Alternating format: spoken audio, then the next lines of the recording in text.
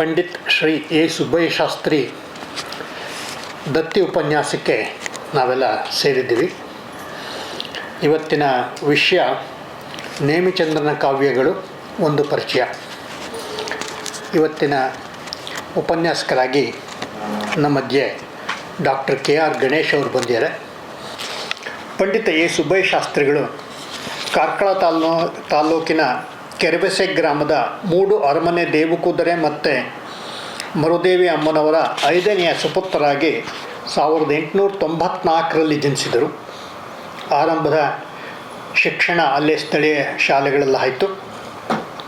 ನಂತರ ಉನ್ನತ ಧಾರ್ಮಿಕ ಶಿಕ್ಷಣವನ್ನು ಉತ್ತರ ಭಾರತದ ಹಲವಾರು ಸಂಸ್ಕೃತ ವಿದ್ಯಾಪೀಠಗಳಲ್ಲಿ ಪಡೆದ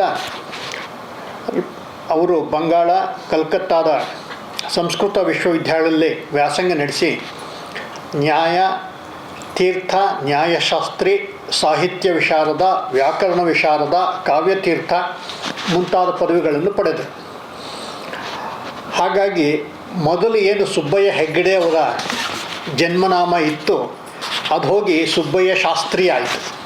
ಅಂದರೆ ಶಾಸ್ತ್ರಿ ಅನ್ನೋದು ಅವರು ಓದಿಗೋಸ್ಕರ ಬಂದಂಥ ಪದವಿ ಅಥವಾ ಹೆಸರು ಅನ್ನೋದು ನಾವು ಗಮನಿಸಬಹುದು. ಕನ್ನಡ, ಸಂಸ್ಕೃತ, ಪ್ರಾಕೃತ, ಅರ್ಧಮಾಗಧಿ, ಹಿಂದಿ, ಇಂಗ್ಲೀಷ್ ಭಾಷೆಗಳು ಅವರಿಗೆ ಕರಗತವಾಗಿದ್ವು.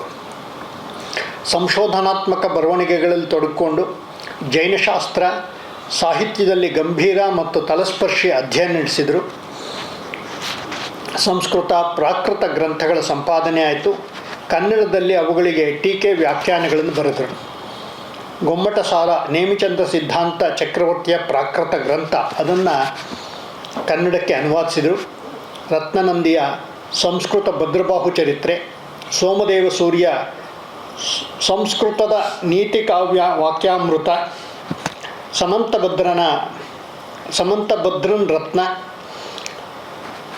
ಆಮೇಲೆ ಪೂಜ್ಯಪಾದನ ಇಷ್ಟೋಪದೇಶ, ನವರತ್ನ ಪರೀಕ್ಷಾ, 7200 ಶ್ಲೋಕಗಳು, ಷಟ್ ಖಂಡಾಗಮ, ಧವಲ ಟೀಕಾ ಇತ್ಯಾದಿ ಕೃತಿಗಳನ್ನು ಅವರು ಕನ್ನಡಕ್ಕೆ ಅನುವಾದಿಸಿದರು. ಭಾರತದ ಕೇಸರಿ ಲೋಕಮಾನ್ಯ ತಿಲಕ್, ದೀನಬಂಧು CF ಆಂಡರ್ಸನ್ ಈ ಮುಂತಾದ ಜೀವನ ಚರಿತ್ರೆಗಳನ್ನು ಕೂಡ ಅವರು ಬರೆದರು.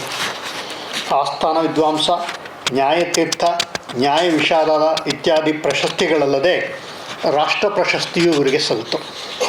ಜೈನ ತತ್ವಶಾಸ್ತ್ರ ದರ್ಶನದಲ್ಲಿ ಇದ್ದ ಅಗಾಧ ಪಾಂಡಿತ್ಯಕ್ಕಾಗಿ ಇವರಿಗೆ ರಾಷ್ಟ್ರ ಪ್ರಶಸ್ತಿ ಸಿಕ್ತು. ಇಂಥ ಒಬ್ಬ ಬಹುಮುಖ ಪ್ರತಿಭೆಯ ವಿದ್ವಾಂಸರ ಹೆಸರಿನಲ್ಲಿ ಈ ದತ್ತಿ ಇಟ್ಟಿದೆ. ಅದಕ್ಕೆ ಅಂಥದೇ ಇನ್ನೊಬ್ಬ ವಿದ್ವಾಂಸರು ಇವತ್ತಿನ ದಿನ ನಮ್ಮ ಉಪನ್ಯಾಸಕ್ಕೆ ಬಂದಿರುವಂಥದ್ದು ಅತ್ಯಂತ ಸಂತೋಷದ ಮತ್ತು ಹೆಮ್ಮೆಯ ಸಂಗತಿ ಅಂತ ಭಾವಿಸ್ತೇನೆ. ಇವತ್ತಿನ ಉಪನ್ಯಾಸಕಾರರಾಗಿ ಡಾಕ್ಟರ್ KR ಗಣೇಶ್ ಅವರು ಬಂದಿದ್ದಾರೆ. ಡಾಕ್ಟರ್ KR ಗಣೇಶ್ ಅವರು ಪೂರ್ತಿ ಹೆಸರು ಕೈದಾಳ ರಾಮಸ್ವಾಮಿ ಗಣೇಶ್. ಓದಿದ್ದು BSc ಗಣಿತ ಮತ್ತು ಭೌತಶಾಸ್ತ್ರದಲ್ಲಿ, BEd ಮಾಡಿದರು. ಅದಾದ ನಂತರ ಕನ್ನಡದಲ್ಲಿ MA ಆಯಿತು. ಆಂಧ್ರದ ಅನಂತಪುರಂನ ಶ್ರೀ ಕೃಷ್ಣದೇವರಾಯ ಯೂನಿವರ್ಸಿಟಿಯಿಂದ ತಮ್ಮ PhD ಪದವಿಯನ್ನು ಕೂಡ ಅವರು ಗಳಿಸಿದರು. ಕರ್ನಾಟಕ ಸಂಸ್ಕೃತಿ, ವ್ಯಾಕರಣ, ಛಂದಸ್ಸು, ಹಳೆಗನ್ನಡ ಕಾವ್ಯಗಳು, ಶಾಸನಗಳು, ಹಳೆಯ ಚಲನಚಿತ್ರಗಳು ಇವುಗಳು ಅವರ ಆಸಕ್ತಿಯ ವಿಷಯಗಳು. ಇವರು ಆಚಾರ್ಯ ಪಾಠಶಾಲೆಯಲ್ಲಿ ಕನ್ನಡ ಉಪನ್ಯಾಸಕರಾಗಿ ಅನೇಕ ವರ್ಷಗಳ ಕಾಲ ಕೆಲಸ ಮಾಡಿ ನಿವೃತ್ತರಾದರು. ಗೌರವ ಪ್ರಾಧ್ಯಾಪಕರಾಗಿ ಜಯನಗರದ ನ್ಯಾಷನಲ್ ಕಾಲೇಜ್, ವಿದ್ಯಾವರ್ಧಕ ಸಂಘ ಕಾಲೇಜುಗಳಲ್ಲಿ ಕೆಲಸ ಮಾಡಿದರು. ಸ್ನಾತಕೋತ್ತರ ಕೇಂದ್ರಗಳ ಗೌರವ ಪ್ರಾಧ್ಯಾಪಕರಾಗಿ MES ಕಾಲೇಜು, ಶೇಷಾದ್ರಿಪುರಂ ಕಾಲೇಜುಗಳಲ್ಲಿ ಅವರು ಕೆಲಸ ಮಾಡಿದರು. ಅನೇಕ ಗ್ರಂಥಗಳು ಇವತ್ತು ಪ್ರಕಟವಾಗಿದೆ. ಅವುಗಳಲ್ಲಿ ಕೆಲವು ಅಂದರೆ ಆಂಧ್ರ ಪ್ರದೇಶದ ಕನ್ನಡ ಶಾಸನಗಳು ಒಂದು ಅಧ್ಯಯನ, ಆಂಧ್ರ ಪ್ರದೇಶದ ಕನ್ನಡ ಶಾಸನಗಳು ಅದು 2 ಸಂಪುಟಗಳಲ್ಲಿ ಬಂದಿದೆ, ಸರ್ವಜ್ಞನ ವಚನಗಳು, ಕನ್ನಡ ಛಂದಸ್ಸು, ಶಾಸನ ಸರಸ್ವತಿ. ಇವರಿಗೆ ಅನೇಕ ಪ್ರಶಸ್ತಿಗಳು ಸಂದಿವೆ. ಅವುಗಳಲ್ಲಿ ಪ್ರಮುಖವಾದ್ದು ಡಾಕ್ಟರ್ ಬಾರಾ ಗೋಪಾಲ್ ಪ್ರಶಸ್ತಿ ಕರ್ನಾಟಕ ಇತಿಹಾಸ ಅಕಾಡೆಮಿಯಿಂದ.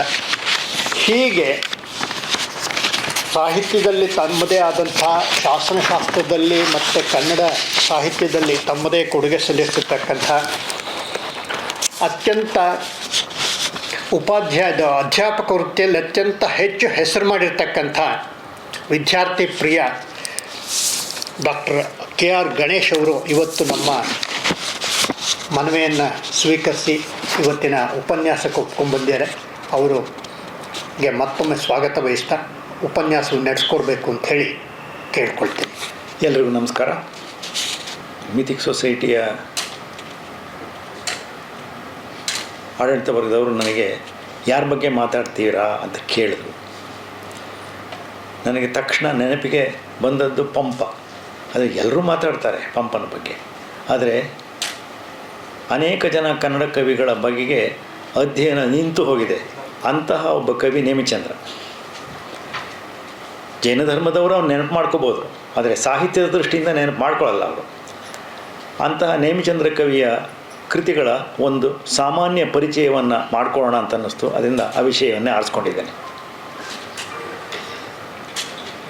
ಕ್ರಿಸ್ತಶಕ 12-13ನೇ ಶತಮಾನಗಳಲ್ಲಿ ಕರ್ನಾಟಕದ ರಾಜಕೀಯ ಧಾರ್ಮಿಕ ಸ್ಥಿತಿಗತಿಗಳಲ್ಲಿ ವ್ಯತ್ಯಾಸ ಆಯಿತು. ಕಲ್ಯಾಣದ ಚಾಲುಕ್ಯರು, ದ್ವಾರಸಮುದ್ರದ ಹೊಯ್ಸಳರು, ದೇವಗಿರಿಯ ಯಾದವರು ಅಥವಾ ಸೇವಣರು ಇವರ ಆಳ್ವಿಕೆಯ ಕಾಲದಲ್ಲಿ ತಮಿಳುನಾಡಿನ ಚೋಳರೊಡನೆ ಘರ್ಷಣೆ ನಡೀತಲೇ ಇತ್ತು. ಕಲ್ಯಾಣದ ಚಾಲುಕ್ಯರನ್ನು ಕೆಲವು ಕಾಲ ಬದಿಗೊತ್ತಿ ಕಳಚೂರಿ ವಂಶದವರು ಸ್ವಲ್ಪ ಕಾಲ ರಾಜ್ಯ ಆಳಿದರು. ಹೊಯ್ಸಳರು, ಯಾದವರು ಪರಸ್ಪರ ವೈರಿಗಳಾಗಿ ಯುದ್ಧ ನಡೆಸ್ತಾ ಇದ್ದರು. ಕಲ್ಯಾಣದ ಚಾಲುಕ್ಯರ ಸಾಮಂತರಾಗಿದ್ದರು ಅವರಿಬ್ಬರು ಚಾಲುಕ್ಯ ಸಾಮ್ರಾಜ್ಯವನ್ನು ಅಸ್ಥಿರ ಮಾಡಿ ಅವರನ್ನು ಅಧಿಕಾರದಿಂದ ಕೆಳಗಿಳಿಸಿ ತಾವು ಚಕ್ರವರ್ತಿಗಳಾದರು. ಇದು ಇತಿಹಾಸದ ವಿಷಯ. ಜೈನ ಧರ್ಮಕ್ಕೆ ಮೊದಮೊದಲು ಪ್ರೋತ್ಸಾಹ ಇದ್ದರೂ ಕಾಳಾಮುಖ ಪಾಶುಪತ ಶೈವರ ಪ್ರಾಬಲ್ಯದಿಂದ ಅದು ಕಡಿಮೆ ಆಗ್ತಾ ಬಂತು. ಜೊತೆಗೆ ತಮಿಳುನಾಡಿನ ಶ್ರೀ ರಾಮಾನುಜಾಚಾರ್ಯರ ಪ್ರಭಾವದ ಕಾರಣದಿಂದ ಶ್ರೀ ವೈಷ್ಣವ ಧರ್ಮ ಬೇರೆ ಕರ್ನಾಟಕದಲ್ಲಿ ಸೇರಿಕೊಂಡು ಜೈನರ ಅಸ್ತಿತ್ವ ಅಲ್ಲಾಡತೊಡಗಿತು. ಅದಕ್ಕೆ ಪ್ರೊಫೆಸರ್ ಎನ್ ಅನಂತರಂಗಾಚಾರ್ಯ ಹೀಗೆ ಹೇಳ್ತಾರೆ: ಇವೆಲ್ಲದರ ಪ್ರಭಾವ ಆ ಕಾಲದ ಸಾಹಿತ್ಯದ ಮೇಲೆ ಪರಿಣಾಮ ಬೀರದಿರಲಿಲ್ಲ. ಸಾಹಿತ್ಯ ರಚನೆಯ ಪ್ರಮಾಣ ಕಡಿಮೆಯಾಗದಿದ್ದರೂ ಕಾವ್ಯದೃಷ್ಟಿಯ ಉದ್ದೇಶ ಆಕಾರ ವ್ಯತ್ಯಾಸವಾಯಿತು. ಹೊಸ ಹೊಸ ಪಂಥದವರು ತಮ್ಮ ಧರ್ಮವನ್ನು ಸಾಮಾನ್ಯ ಜನಗಳಲ್ಲಿ ಪ್ರಚಾರ ಮಾಡುವುದಕ್ಕಾಗಿ ಭಾಷೆಯ ಬಿಗಿಯನ್ನು ಕಡಿಮೆ ಮಾಡಿ ಅವರಿಗೆ ತಿಳಿಯುವ ಸರಳ ಭಾಷೆಯಲ್ಲಿ ಹೊಸ ಸಾಹಿತ್ಯ ರೂಪಗಳನ್ನು ಕಲ್ಪಿಸಿಕೊಂಡು ಕೃತಿಗಳನ್ನು ರಚಿಸಲು ಮೊದಲು ಮಾಡಿದರು. ಸ್ವಧರ್ಮದ ಶ್ರೇಷ್ಠತ್ವವನ್ನು ಸಿದ್ಧಾಂತಗೊಳಿಸುವ ಕೋಲಾಹಲದಲ್ಲಿ ಅನ್ಯಧರ್ಮದ ಅವಹೇಳನವು ಪರಮಾವಧಿಯನ್ನು ಮುಟ್ಟಿತು. ಈ ಕಾಲದ ಜೈನ ಕವಿಗಳು ಈ ತತ್ವಕ್ಕೆ ಅಪವಾದವೇನೂ ಅಲ್ಲ. ಅವರಿಗೆ ಮೊದಲಿದ್ದ ಧರ್ಮದ ಕಾವು ಕಡಿಮೆಯಾಯಿತು. ಪ್ರತಿಭೆಗೆ ಬದಲಾಗಿ ಪಾಂಡಿತ್ಯವು ಪ್ರಾಧಾನ್ಯವನ್ನು ಪಡೆಯಿತು. ಅವರು ಹಳೆಯ ಚಂಪು ಶೈಲಿಯನ್ನು ತಕ್ಷಣ ಬಿಡಲು ಸಾಧ್ಯವಾಗಲಿಲ್ಲ. ತಮ್ಮ ಮತದ ವೈಶಿಷ್ಟ್ಯಗಳನ್ನು ಸ್ಥಾಪಿಸುವುದಕ್ಕಾಗಿ ಅವರು ಪರಮತವನ್ನು ಅವಹೇಳನ ಮಾಡುವ ಅನೇಕ ಗ್ರಂಥಗಳನ್ನು ಬರೆಯತೊಡಗಿದರು. ಇದು ಅನಂತರಂಗಾಚಾರ್ಯರ ಮಾತು. ಲೌಕಿಕ ಗ್ರಂಥಗಳ ಧ್ಯೇಯ ಸಾಧನೆಗಳಲ್ಲಿಯೂ ದೃಷ್ಟಿ ಬದಲಾಯಿತು. ಕವಿಗಳಂತೂ ತಮ್ಮ ಕಲಿತನಕ್ಕೆ ಪ್ರಾಶಸ್ತ್ಯವನ್ನು ಕೊಡಲಿಲ್ಲ. ತಮ್ಮ ಕಾವ್ಯ ದೃಷ್ಟಿಗೂ ಪ್ರಾಶಸ್ತ್ಯವನ್ನು ಕೊಡಲಿಲ್ಲ. ಅವರು ಸ್ವಾಭಾವಿಕವಾಗಿಯೇ ಕವಿಗಳು, ರಾಜರು ಶೃಂಗಾರದ ಕಡೆ ತಮ್ಮ ಒಲವನ್ನು ತೋರಿದರು. ಅದಕ್ಕೆ ತಕ್ಕಂತೆ ಕಾವ್ಯಗಳು ರಚಿತವಾದವು. ಜನ್ನಕವಿಯ ಯಶೋಧರ ಚರಿತೆ, ಅನಂತನಾಥ ಪುರಾಣ, ವೃತ್ತವಿಲಾಸ ಕವಿಯ ಧರ್ಮ ಪರೀಕ್ಷೆ, ಬ್ರಹ್ಮಶಿವನ ಸಮಯ ಪರೀಕ್ಷೆ, ಅಗ್ಗಳ ಕವಿಯ ಚಂದ್ರಪ್ರಭು ಪುರಾಣ, ಅಚಣ್ಣ ಕವಿಯ ವರ್ಧಮಾನ ಪುರಾಣ, ಬಂಧುವರ್ಮನ ಹರಿವಂಶಾಭ್ಯುದಯ ಮತ್ತು ಜೀವ ಸಂಬೋಧನೆ, ಪಾರ್ಶ್ವಪಂಡಿತನ ಪಾರ್ಶ್ವನಾಥ ಪುರಾಣ, ಆಂಡೆಯನ ಕಬ್ಬಿಗರಗಾವ, ಮಹಾಬಲನ ನೇಮಿನಾಥ ಪುರಾಣ ಇವು ಈ ಕಾಲದ ಜೈನ ಕವಿಗಳು ಮತ್ತು ಅವರ ಕೃತಿಗಳು. ನೇಮಿಚಂದ್ರ ಈ ಯುಗದ ಪ್ರತಿನಿಧಿ. ಪ್ರಾಚೀನ ಕಾಲದಿಂದ ಬಂದ ಜೈನ ಕವಿಗಳ ಸಂಪ್ರದಾಯಕ್ಕೆ ಅನುಗುಣವಾಗಿ ಒಂದು ಧಾರ್ಮಿಕ ಗ್ರಂಥವನ್ನು, ಒಂದು ಲೌಕಿಕ ಗ್ರಂಥವನ್ನು ಬರೆದಿದ್ದಾನೆ. ಅವುಗಳಲ್ಲಿ ನೇಮಿನಾಥ ಪುರಾಣ ಅಥವಾ ಅರ್ಧನೇಮಿ ಪುರಾಣ ಎಂಬುದು ಒಂದು ಧಾರ್ಮಿಕ ಗ್ರಂಥ, ಲೀಲಾವತಿ ಪ್ರಬಂಧ ಒಂದು ಲೌಕಿಕ ಗ್ರಂಥ. ಪ್ರೊಫೆಸರ್ KG ಕುಂದಣಗಾರರು ಲೀಲಾವತಿ ಗ್ರಂಥದ 9 ಮತ್ತು 10ನೇ ಆಶ್ವಾಸಗಳನ್ನು ಮೊದಲು ಪ್ರಕಟಿಸಿದರು. ಅನಂತರ ಇದು MA ರಾಮಾನುಜ ಅಯ್ಯಂಗಾರ್ ಅವರಿಂದ 1914ರಲ್ಲಿ 3 ಹಸ್ತಪ್ರತಿಗಳ ಸಹಾಯದಿಂದ ಸಂಪಾದಿತವಾಗಿ ಪ್ರಕಟವಾಯಿತು. 1961ರಲ್ಲಿ ಮತ್ತೆ ಈ ಕೃತಿಯನ್ನು BS ಸಣ್ಣಯ್ಯನವರು ಸಂಪಾದಿಸಿದರು. 1968ರಲ್ಲಿ BS ಕುಲಕರ್ಣಿ ಅವರು ಸಂಪಾದಿಸಿ ಪ್ರಕಟಿಸಿದರು. 1966ರಲ್ಲಿ ವೆಂಕಟರಾಮಪ್ಪ ಮತ್ತು ದೇ ಜವರೇಗೌಡರು 3 ಹಸ್ತಪ್ರತಿಗಳ ಸಹಾಯದಿಂದ ಸಂಪಾದಿಸಿ ಪ್ರಕಟಿಸಿದರು.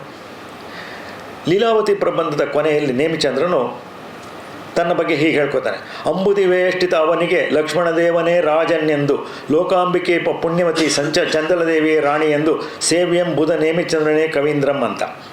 ಸಮುದ್ರದಿಂದ ಸುತ್ತುವರೆದಿರುವ ಭೂಮಿಗೆ ಲಕ್ಷ್ಮಣದೇವನೇ ರಾಜ, ಲೋಕಾಂಬಿಕೆಯಂತಿರುವ ಚಂದಲದೇವಿ ರಾಣಿ, ಅವರನ್ನು ಸೇವಿಸುತ್ತಿರುವ ಪಂಡಿತ ನೇಮಿಚಂದ್ರ ಕವೀಂದ್ರ ಅನ್ನೋದು ಆ ಮಾತಿನ ಅಭಿಪ್ರಾಯ.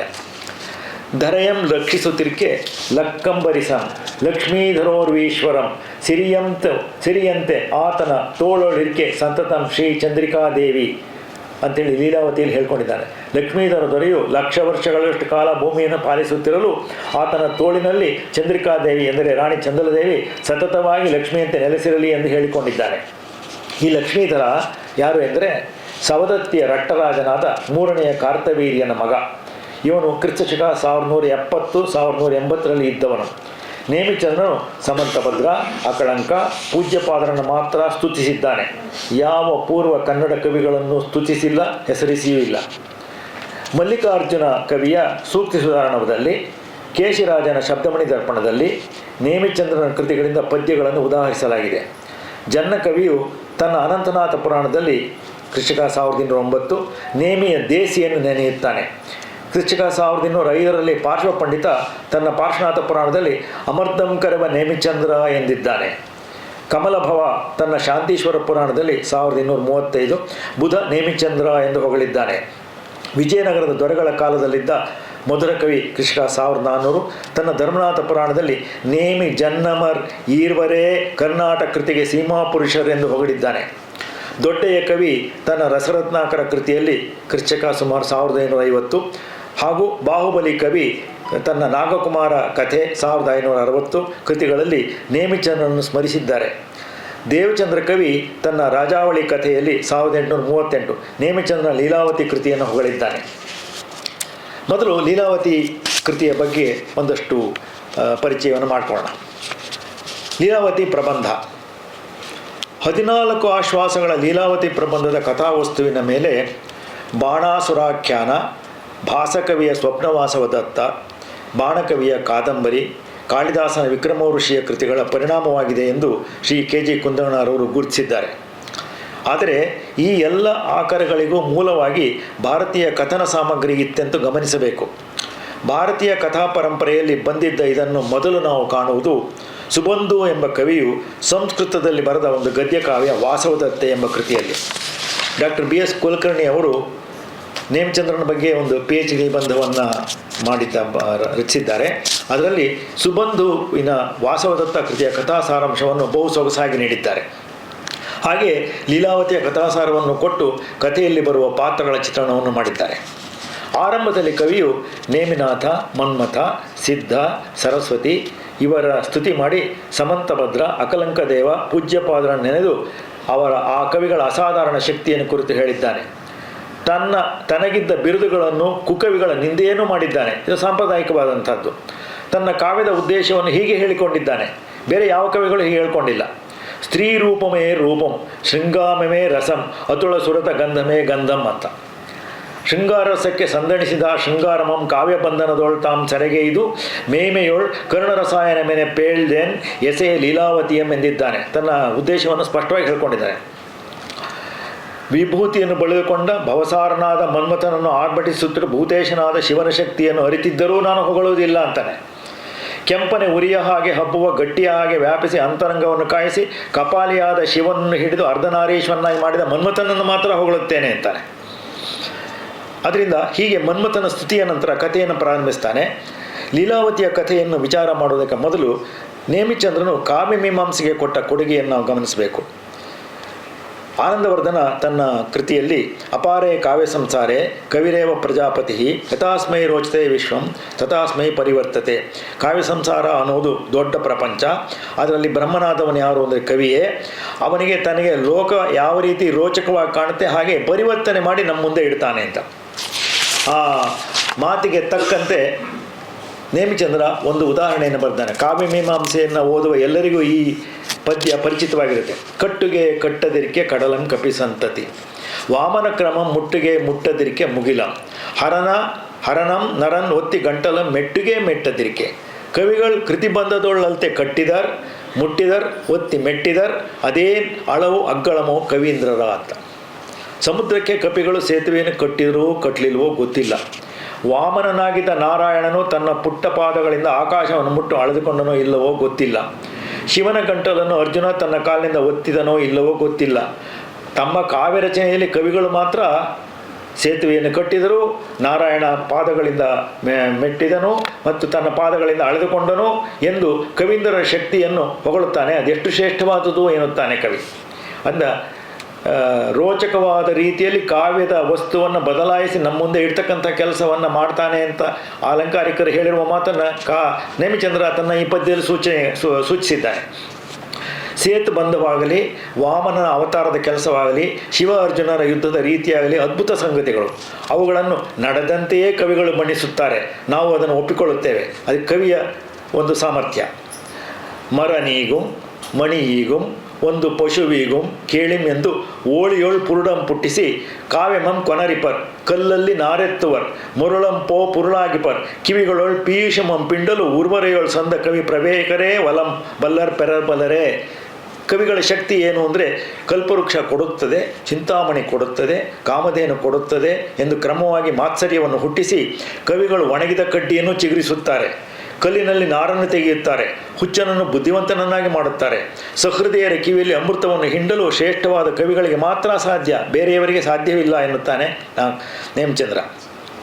ಎಂಥವನ ಕಾವ್ಯಕ್ಕೆ ಬೆಲೆ ಎಂದರೆ ಸುಭಗ ಕವಿ ವೃಷಭ ಶುಭದ ಸ್ವಭಾವ ಸರಸ ಸಂಪ್ರಬಂಧ ಪಂದುರ ಗುಣ ಸೌರಭಮಂ ಪೊತ್ತೆಸಗುವ ವಾಗ್ವಿಭವ ಉಂಟಾದೊಳೆ ಅವನೇ ಸೇವ್ಯಂ ಜಗದೋಳು. ಇಷ್ಟೆಲ್ಲ ಇರಬೇಕಂತೆ ಕವಿಯ.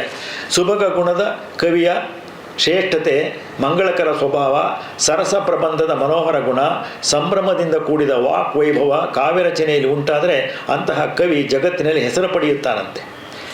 ನೇಮಿನಾಥ ಪುರಾಣದಲ್ಲಿ ಅವನು ಹೀಗೆ ಹೇಳ್ಕೊತಾನೆ. ಕಮಲಕ್ಕೆ ಆವಗಮ್ಮಲ್ತು ಲಕ್ಷ್ಮಿಯ ಇರವು, ಹಾಸ್ಯಾಬ್ಜಕ್ಕೆ ಉಂಟು ಅಗ್ಗದ ಇಂಪಂ ಅಮರ್ದಿಂಗೆ ಒಚ್ಚತಮ್ಮಲ್ತು ಮತ್ತಿವರ ವಾಕ್ಪೀಯೂಷ ಪೂರಕಂ ಉಂಟು ಅಮರರಿಗೆ ಅರ್ಪಿತಮಲ್ತು ಸೌಖ್ಯಂ ಇವರಿ ಸಂಸೇವ್ಯ ಕಾವ್ಯಂಗಳಂ ಸಮಸಂದು ಆಲಿಸವರ್ಗಂ ಉಂಟು ಎನಿಪರ್ ಹೀಗೆ ಒಳ್ಪಂ ಕವೀಂದ್ರೋತ್ತಮರು. ಕಮಲ ಯಾವಾಗಲೂ ಲಕ್ಷ್ಮಿಯ ನಿವಾಸ ಆಗಿರುವುದಿಲ್ಲ, ಆದರೆ ಕವಿಗಳ ಮುಖಕಮಲ ಲಕ್ಷ್ಮಿ ಆವಾಸ್ಥಾನ. ಅಮೃತಕ್ಕೆ ಶ್ರೇಷ್ಠವಾದ ರುಚಿ ಯಾವಾಗಲೂ ಇರುವುದಿಲ್ಲ, ಕವಿಗಳ ವಾಕ್ಯೆಂಬ ಅಮೃತಕ್ಕೆ ಇರುತ್ತದೆ. ದೇವತೆಗಳಿಗೆ ಯಾವಾಗಲೂ ಸುಖ ಇರುವುದಿಲ್ಲ, ಕವಿಗಳು ಎಲ್ಲ ಸಂಸೇವ್ಯ ಕಾವ್ಯಗಳನ್ನು ಚೆನ್ನಾಗಿ ಕೇಳಿಸಿಕೊಳ್ಳುವವರಿಗೆ ಶಾಶ್ವತ ಸುಖ ಉಂಟು. ಇಂತಹ ಶ್ರೇಷ್ಠ ಕವೀಂದ್ರರು ತನಗೆ ಒಳ್ಳೆಯದನ್ನು ಮಾಡಲಿ ಎಂದು ಪ್ರಾರ್ಥಿಸಿಕೊಂಡಿದ್ದಾನೆ ನೇಮಿಚಂದ್ರ. ನೀರೊಳಗಣ ಪೆಣನಂತೆ ಓಲ್ ಆರ್ ಎಳೆವಡಂ ಉರುಳೆ ಒರಿದು ಪುರುಳಿಲ್ಲದ ಅಹಂಕಾರದೊಳೆ ಬಾತು ಬಲ್ಮೆಗೆ ಹಾರೈಸುವರ್ ಏಕೆ ಬಯಕೆ ಕವಿಗಳು ಕೆಲವರ್. ನೀರೊಳಗಿರುವ ಹೆಣದಂತೆ ಯಾರು ಎಳೆದರೂ ಉರುಳಾಡುವ ಅರ್ಥವಿಲ್ಲದ ಅಹಂಕಾರದಲ್ಲಿ ಊದಿಕೊಂಡಿದ್ದರೂ ಕೆಲವರು ಆಸೆ ಬರುಕ ಕವಿಗಳು ಕೀರ್ತಿಗೆ ಹಾರೈಸುತ್ತಾರೆ ಎಂದು ಕೆಲವು ಕವಿಗಳನ್ನು ಟೀಕಿಸಿದ್ದಾನೆ. ನೇಮಿನಾಥ ಪುರಾಣದಲ್ಲಿ ಅವನು ಹೇಳುವ ಒಂದು ವಿಚಾರ ಪ್ರಸಿದ್ಧವಾದದ್ದು. ಕಾವ್ಯಕ್ಕೆ ದುಡ್ಡು ಕೊಟ್ಟು ತಗೊಳ್ಳೋಕೆ ಸಾಧ್ಯವೇ ಅಂತ. ಬೆಲೆಯಿಂದಕ್ಕುಮೆ ಕೃತಿ ಗಾವಿಲ ಭುವನದ ಭಾಗ್ಯದಿಂದ ಮಕ್ಕು ನೋಳ್ಪಂ ಬೆಲೆಗೊಟ್ಟು ತಾರ ಮಧುವಂ ಮಲಯಾನಿಲನಂ ಮನೋಜನಂ ಕೌಮುದಿಯಂ. ಒಂದು ಕಾವ್ಯ ರಚನೆ ಬೆಲೆ ಕೊಡುವುದರಿಂದ ಆಗುವುದಿಲ್ಲ, ಲೋಕದ ಪುಣ್ಯದಿಂದ ರಚನೆಯಾಗುತ್ತದೆ. ನೋಡೋಣ, ಮಕರಂದವನ್ನು, ಮಲೆಯ ಪರ್ವತದ ಕಡೆಯಿಂದ ಬೀಸುವ ಗಾಳಿಯನ್ನು, ಮನ್ಮಥನನ್ನು, ಬೆಳದಿಂಗಳನ್ನು ಬೆಲೆ ಕೊಂಡುಕೊಂಡು ಬಾ ಎಂದು ನೇಮಚಂದ್ರ ಸವಾಲೆ ಎಸೆಯುತ್ತಾನೆ. ಇದು ಅವನ ಕಾವ್ಯ ರಚನೆಯ ಮನೋಸ್ಥಿತಿ. ಲೀಲಾವತಿ ಪ್ರಬಂಧದ ಕಥಾಸಾರ ಹೀಗಿದೆ. ಆ ಕಥೆಯನ್ನು ಓದುವವರಿಗೆ ಮಾತ್ರ ಗೊತ್ತಾಗುತ್ತೆ ಹೊರತು ಕೇಳಿದ್ರೆ ಅನೇಕ ಸಾರಿ ನಿಮಗೆ ಕಥೆಯೊಳಗೊಂದು ಸೇರ್ಕೊಂಡ್ಬಿಟ್ಟು ಸ್ವಲ್ಪ ಇಕ್ಕಟ್ಟಿಗೆ ಗುರಿ ಮಾಡುತ್ತೆ ನಮಗೆ. ಆದರೂ ನಾನು ಆದಷ್ಟು ಸರಳವಾಗಿ ಅದರ ಬಗ್ಗೆ ನಿರೂಪಣೆ ಮಾಡ್ತೇನೆ. ಜಯಂತಿಪುರದ ದೊರೆ ಚೂಡಾಮಣಿ, ಅವನ ರಾಣಿ ಪದ್ಮಾವತಿ, ಅವರಿಗೆ ರೂಪವಂತನಾದ ಮಗ ಕಂದರ್ಪದೇವ. ಅವನ ಯುವರಾಜ ಪದವಿಯನ್ನು ಪಡೆದು ಒಂದು ದಿನ ತನ್ನ ಸಖ ಮಕರಂದೊಡನೆ ಅರಮನೆಯಿಂದ ಹೊರಟು ವೇಶ್ಯಾವಾಟಿಕೆಗೆ ಬಂದು ಅಲ್ಲಿನ ವೃತ್ತಿಯನ್ನು ನೋಡಿಯೂ ನಿರ್ವಿಕಾರದಿಂದ ಹಿಂತಿರುಗುತ್ತಾನೆ.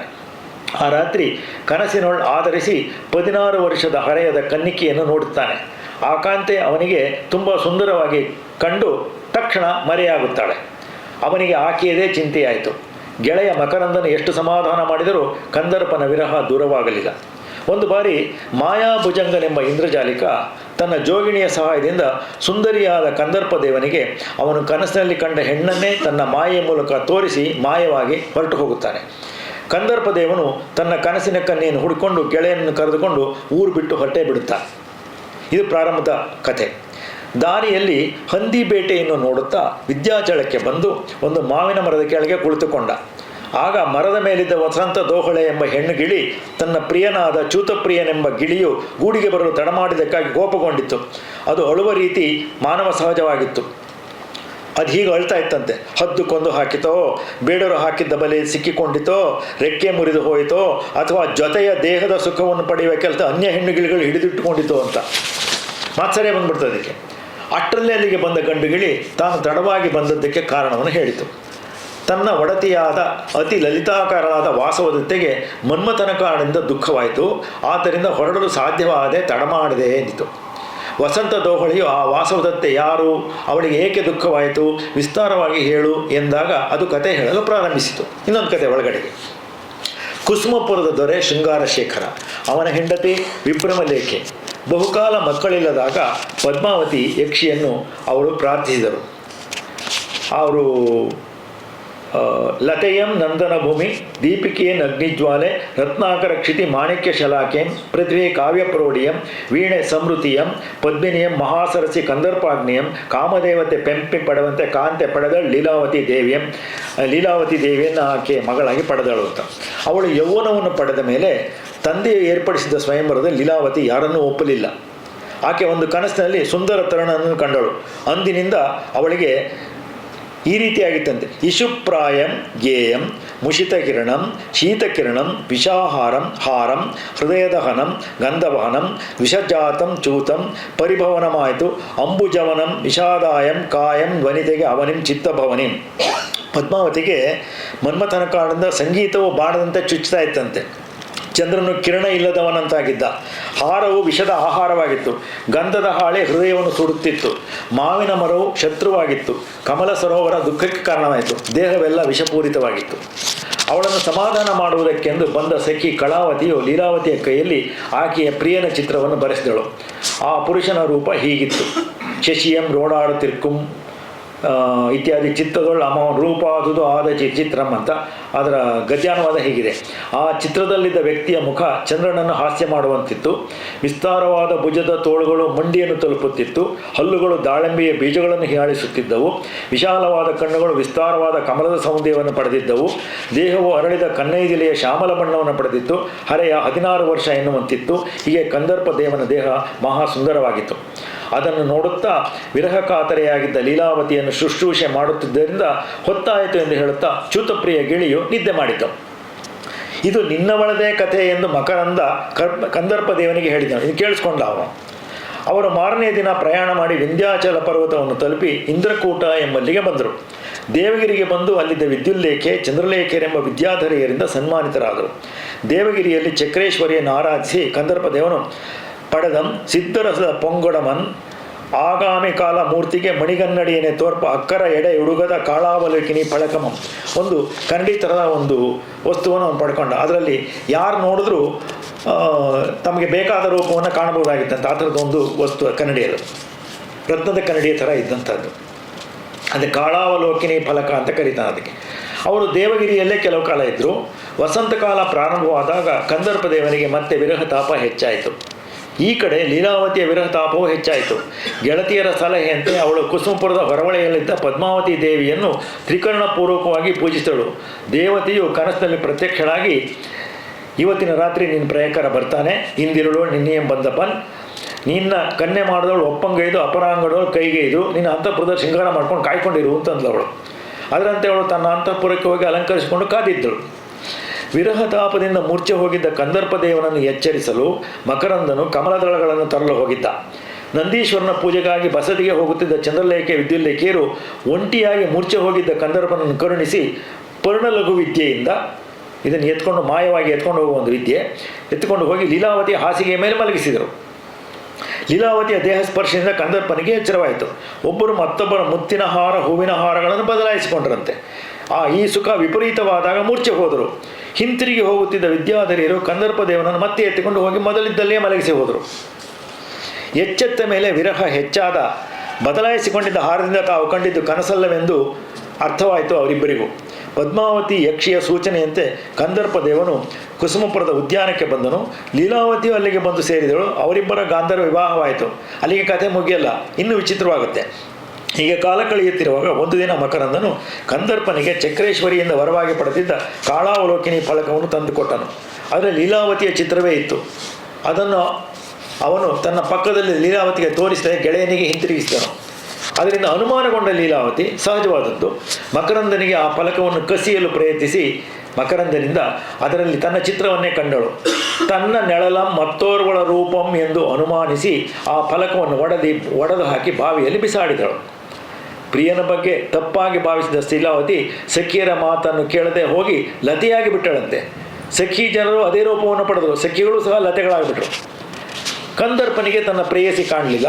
ಎಲ್ಲ ಕಡೆ ಹುಡುಕಿ ಬಸವಳಿದು ಕೊನೆಗೆ ಲೀಲಾವತಿಯು ಲತೆಯಾಗಿದ್ದ ಸ್ಥಳಕ್ಕೆ ಬಂದು ಲತೆಯನ್ನು ಲೀಲಾವತಿ ಲೀಲಾವತಿ ಎಂದು ಕರೆದು ಆಲಿಂಗಿಸಿಕೊಂಡನು. ಲೀಲಾವತಿಗೆ ಮತ್ತೆ ಸ್ವರೂಪ ಬಂದಿತು. ಆಕೆ ಸ್ಪರ್ಶದಿಂದ ಸಖಿಯರು ಮತ್ತೆ ರೂಪ ಪಡೆದುಕೊಂಡರು. ನಾವು ಕಥೆಯ ಕೊನೆಯ ಘಟ್ಟಕ್ಕೆ ಬರ್ತೇವೆ. ಒಂದು ದಿನ ಲೀಲಾವತಿಯು ಸಂಜೆಗೆ ಸಂಬಂಧಿಸಿದ ಮಜ್ಜನಕ್ಕೆ ಹೋದ ಸಮಯ ಹೊರಗೆ ಮಲ್ಲಿಕಾ ಮಂಟಪದಿಂದ ಹೊರಟ ವಿಹಾರ ವಿನೋದದಿಂದ ಒಬ್ಬನೇ ಕಂದರ್ಪದೇವ ಬರುತ್ತಿದ್ದ. ಗಂಧಗಿರಿಗೆ ಒಡೆಯನಾದ ವಸಂತಶೇಖರನ ವಿದ್ಯಾಧರನ ಪ್ರಿಯೆ ಲಾವಣ್ಯ ವಿಭ್ರಮರೂಪ ಲೀಲಾವತಿಗೂ 4 ಬೆರಳು ಮಿಗಿಲಿನಿಸಿದ ಮದನ ಮಂಜರಿ ಎಂಬವಳು ಗಂಡನ ಕಣ್ಣು ತಪ್ಪಿಸಿ ಈ ಕಂದರ್ಪನ ಮೇಲೆ ಮೋಹಗೊಂಡು ಕಾಮಕಥೆಯಾಗಿ ಅವನನ್ನು ಹಿಡ್ಕೊಳ್ತಾನೆ. ಆದರೆ ಪಾಂಡ್ಬರ ಮಲ್ಲ ಅಂತೆ ಈ ಕಂದರ್ಪದೇವ ಎಂದು ವ್ಯಭಿಚಾರಿಗಳನ್ನೇ ಶಿಕ್ಷಿಸ್ತಕ್ಕಂಥವು. ಪುರುಷ ವ್ರತಕ್ಕೆ ಭಂಗಂ ಪರವಧುವಂ ನೋಡಿದಂದು ಅಳಿಪಿಂ ಪರಸುಂದರಿ ನೀನೆಂಬುದನ್ ಈ ಕಾತರತಿಯೇ ಪೇಳ್ದಪುದು ಪಿಂಗು ಪಾತಕ್ಕೆ ಬೇಗಂ ಅಂತೆ. ಪರಸ್ತ್ರೀಯನ್ನು ಆಸೆಯಿಂದ ನೋಡಿದರೆ ಪುರುಷ ವ್ರತಕ್ಕೆ ಭಂಗ ಬರುತ್ತದೆ. ನೀನು ಇನ್ನೊಬ್ಬರ ಹೆಣ್ಣು ಎನ್ನುವುದಕ್ಕೆ ನಿನ್ನ ನಡವಳಿಕೆಯಂದಿರು ಸೂಚಿಸವಾಗದೆ ಪಾಪಿ ತೊಲಗು ಎಂದು ಆಕೆಯನ್ನು ತಿರಸ್ಕರಿಸಿದಂತೆ ಕಂದರ್ಪ. ಭಾರದ ಭೌಮಂ ಬರ್ಪರ್ ಕೂರಿಸಲ್ ಅಬಲೆಯರನ್ ಅವರೇ ಕೂರ್ತು ಎರಗಿದೊಡೆ ಆ ಭಾರಕ್ಕೆ ತಲೆಯನ್ ಊರುವರ್ ಆರುಂ ಪುರುಷರೇನೆ ಪೇಳ್ದು ಪಾತಕರೊಳರೆ ಅಂತ ಅವಳು ಬೈತಾಳೆ. ಹೆಣ್ಣಿನ ಪ್ರೀತಿಯನ್ನು ಪಡೆಯಲು ಪುರುಷರು ಅನೇಕ ಅವಸ್ಥೆಗಳನ್ನು ತಾಳ್ತಾರೆ. ಆದರೆ ಪ್ರೀತಿಯಿಂದ ಮೇಲೆ ಬಿದ್ದಾಗ ಆ ಭಾರಕ್ಕೆ ಭಾಗದ ಪಾಪಿ ಪುರುಷರು ಯಾರಾದರೂ ಇದ್ದಾರೆಯೇ ಎಂದು ಆಕೆ ಅವಳನ್ನು ಕೋಪಗೊಂಡು ತನ್ನ ವಿದ್ಯೆಯಿಂದ ಅವನನ್ನು ಕುರವಕ ಎಂಬ ಗಿಡವನ್ನಾಗಿ ಮಾಡಿಬಿಟ್ಲಂತೆ. ಲೀಲಾವತಿ ತನ್ನ ಪ್ರಿಯನನ್ನು ಎಲ್ಲ ಕಡೆ ಹುಡುಕಿದ್ಲು, ಗೊತ್ತಾಗಲಿಲ್ಲ. ಕೊನೆಗೆ ತನ್ನ ಜೀವವನ್ನು ಬಿಡಲು ನಿರ್ಧರಿಸಿದಳು. ಆದರೆ ಸಾಯುವುದಕ್ಕೆ ಮುಂಚೆ ಇದುವರೆಗೆ ಹೂ ಬಿಡುತ್ತಿದ್ದ ಕುರುಬಕಕ್ಕೆ ಪೂಜೆ ಮಾಡಿ ನಿನ್ನ ಇಷ್ಟವನ್ನು ನೀನು ಇಷ್ಟ ಬಂದಂತೆ ಮಾಡ್ಕೋ ಅಂತ ಹೇಳಿದಾಗ ಸಖಿಯರ ಮಾತನ್ನು ಒಪ್ಪಿ ಆ ವ್ರತವನ್ನು ಮಾಡಿದ್ದು. ಬಿದಿ ನಿನ್ನೊಳ್ ನೆರೆದಿರ್ಪ ಸೈಪನ್ ಎನಗೆ ಇಂತು ಈ ಮೇಯೋಳ್ ಆ ಪಾಪಿ ಮಾಡಿದನ್ ಅಲ್ಲಿ ಮರುಮೆಯೊಳಾದೊಳಂ ಎಲೆ ಪ್ರಾಣೇಶ ನೀಂ ಪಿಂಗದೆ ಇರ್ಪುದು ತಳ್ತು ಎನ್ನೊಡನೆ ಎಂದು ಮಾಡಿ ಮರಣಂ ಕಂದರ್ಪನಂ ಕಾಂತಭಾವದಿನ್ ಒಲ್ದು ಒಪ್ಪಿದೊಡೆ ಆದುದಾ ಕುರವಕಂ ಸೌಂದರ್ಯ ಸಂಕ್ರಂದನಂ. ಪಾಪಿಯಾದ ವಿಧಿಯು ಈ ಜನ್ಮದಲ್ಲಿ ಇನ್ನೆನ್ನು ಸೇರುವ ಪುಣ್ಯವನ್ನು ನೀಡಲಿಲ್ಲ. ಮುಂದಿನ ಜನ್ಮದಲ್ಲಾದರೂ ಆ ಆಲಿಂಗನ ಸಾಧ್ಯವಾಗಲಿ ಎಂದು ಆಕೆ ಪ್ರೀತಿಯಿಂದ ಕುರವಕವನ್ನು ಅಪ್ಪಿಕೊಂಡಳು. ಅದು ಆ ಕ್ಷಣ ಸುಂದರವಾದ ಇಂದ್ರನಂತೆ ರೂಪ ಪಡೆಯಿತು. ಇದನ್ನು ಕಂಡು ಸಖಿಯರು ಲೀಲಾವತಿಯನ್ನು ಹೊಗಳಿದರು. ಎಲ್ಲ ಸುಖವಾಗಿ ಮುಕ್ತಾಯವಾಯಿತು. ನೇಮಿಚಂದ್ರನ ಲೀಲಾವತಿಯ ಕೃತಿಯ ವಿಶೇಷ ಏನು? ಅದರ ಸಂಗ್ರಹವಾಗಿ ಅದರ ಕಥೆಯನ್ನು ಹೇಳಿದ್ದಾಯಿತು. ಅದು 10 ಗಂಟೆ ಆದರೂ ಮುಗಿಯೋದ ಕಥೆ. ಅದು ಅಷ್ಟು ದೊಡ್ಡ ಕಥೆ. ಮತ್ತು ಕಥೆಯೊಳಗೊಂದು ಕಥೆ ಇರೋದರಿಂದ ಅದನ್ನು ಓದುವಾಗ ಎಚ್ಚರಿಕೆಯಿಂದ ಓದಬೇಕಾಗುತ್ತೆ. ಸುಬಂಧು ಕವಿಯ ಸಂಸ್ಕೃತ ಗದ್ಯ ಕಾವ್ಯ ವಾಸವದತ್ತ ಕಾವ್ಯದ ನಿರೂಪಣೆಯೇ ನೇಮಿಚಂದ್ರನ ಕಥೆ. ಆದರೆ ಕಥೆಯ ಉತ್ತರಾರ್ಧ ಲೀಲಾವತಿಯನ್ನು ಕಂದರ್ಪದೇವ ನೋಡಿದಂದಿನಿಂದ ಬರುವ ಭಾಗ ಸುಬಂಧುವಿನಲ್ಲಿ ಬೇರೆಯೇ ಇದೆ.